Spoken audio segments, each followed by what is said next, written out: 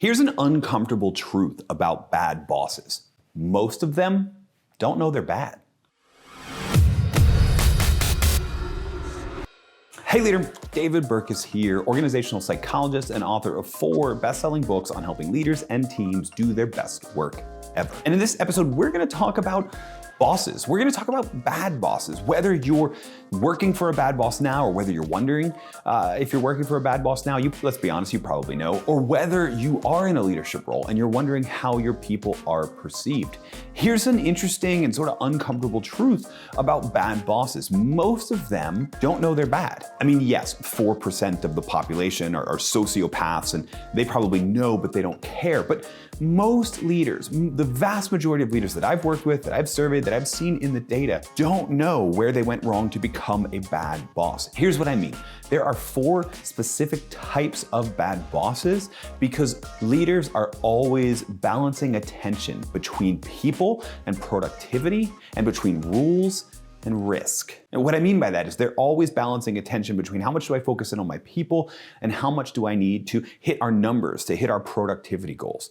And also balancing attention between how much do I enforce the rules as they're written, become really strict around it, and how much am I willing to risk to give my people autonomy and flexibility in how they do their job, to bend the rules slightly if it helps top performers work better. These 4 tensions set up 4 quadrants, 4 types of bad bosses. As a result, we're gonna go over all 4 of them and also what you can do to get yourself back in balance. The first type of bad boss is the toxic boss, the toxic leader. And this is the leader that spills too much into the productivity side. This is the leader that just focuses in on making the numbers. This is the leader that focuses in on winning at all costs. This is that short-term leader that doesn't care if we burn the bridges as long as we take the land on the other side of it. And that style can work for a very short period of time, but it's not a recipe for sustainable growth and not a way that a team can grow into one that's doing its best work ever. Now, smart leaders know that productivity can't be the sole focus, and so they balance that need to hit our numbers with a need to have genuine care and concern for people. Toxic leaders respond to somebody underperforming by reminding them that their job might be at risk. And positive leaders, good leaders, servant leaders respond to somebody underperforming by checking in to make sure they are okay as a person. And that can make a huge difference in the sustainability of the team to do its best work. The second type of bad boss, the polar opposite of the toxic leader, is the mediocre manager. The mediocre manager is the one that cares so much about people that they don't even really know what's going on in the business. This is the Michael Scott from The Office of management. Someone who just wants to be everyone's friend. People who create more conflict because they're not willing to confront anyone about their bad behaviors. They just want to get along with everybody. They just want to feel like everybody's friend. And the problem is that while it's really fun to work with that person, we don't get anything done and people eventually get bored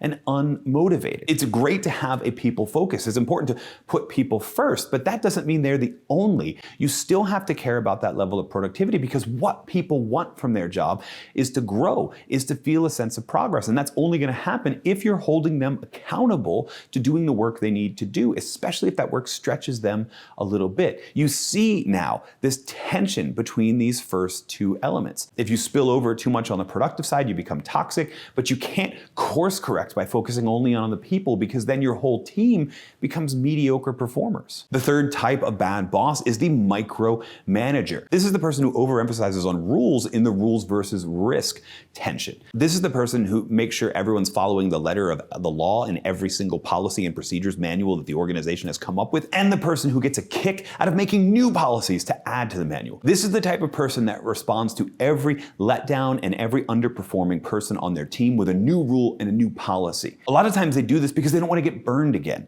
because they think that if I overemphasize on the rules, people will know exactly what they need to do and therefore will grow as a team. The problem is that if you're too focused on the rules, you're distracting everybody. If they're having to document everything that they're doing, if they're having to follow every single rule in the procedure manual, even doing the tasks that are totally unimportant, you're distracting them from focusing in on the work that matters. Yeah, the rules matter, right? We're not saying let your people act totally unethically. More on that in a second. What we're saying is that we need to give people grace on these rules. We need to trust that eventually people learn them and internalize them, so we don't need to be checking them all the time in a way that diverts people's attention from the work that we're asking them to do. Most micromanagers don't know they're micromanagers. They just think that the rules are that important. And the rules are important, but it's important to balance them along with the risk of giving people autonomy. Which brings us to the fourth type of bad boss, the anarchist leader, the person who is willing to take every risk, the person who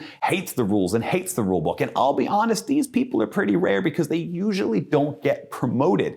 But sometimes because of their own charisma, sometimes because of their own sense of confidence or their past performance as an individual contributor, these type of anarchist bosses who eschew the rules and just decide that they are going to do things however they want to do them, sometimes these people get promoted. And you might think maybe that's not too bad. People like autonomy, right? Humans are motivated by the autonomy to do what they want to do. But if people lack direction in how we're even going to measure their performance, they can very quickly become disengaged and demotivated. You see this in a lot of organizations or even teams shifts to broad scale, overly inclusive, overly participatory management systems like holacracy, for example, and other elements. Yes, you can make a team work without managers, but what you have to do is spread all of the work of management and leadership across all of the people. You can't just say, there's no more rules, everybody do what you want.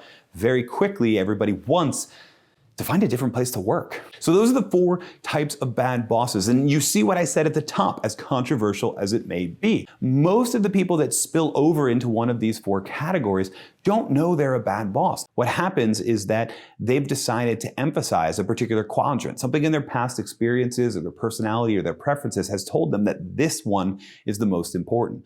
But the best leaders, the servant leaders, the transformational leaders, the leaders who help people do their best work ever are the ones who manage the tension. They understand that they need to focus in on their people, but what their people need is a way to track their own productivity and accountability to those goals. They understand that the rules matter, and good leaders train their people on how to stay in bounds, how to stay inside and not commit any unethical behavior. But they also understand that they need to give their people some level of autonomy. Not so much autonomy that they can do whatever they want and not be held accountable, but enough autonomy once we know that they know the rules to feel that they're free to work in a way that accomplishes the productive objectives up here while also letting them know that you as an individual manager have their back. Great leaders hit it right in the bullseye. They manage these tensions in a way that tells everybody what we need to do, but also trust them to do it in their best way and lets them know that you've got their back in the instances where they don't know what the rules are or where they need additional accountability. So if one of these bad bosses sounds familiar to you, if this is the type of manager that you have, you also know the solution. Get them back into balance. That may take some uncomfortable conversations at first, but they'll be appreciative of the fact that you return them back to balance. And if you are a leader, you feel like you're not understanding why your team isn't working so well, take a deep look at yourself and see, am I overemphasizing one of these areas? And do I need to get back to center? Great leaders manage these tensions brilliantly so that their team can function more brilliantly and that everybody can do their best work ever. Oh, and one more thing. Getting out of balance in one of these two tensions is a big mistake leaders make, but there's a few others. And if you want to make sure you avoid those roadblocks and pitfalls as well, you're going to want to check out this video here on the top mistakes that new leaders make. It would be a mistake not to watch this video.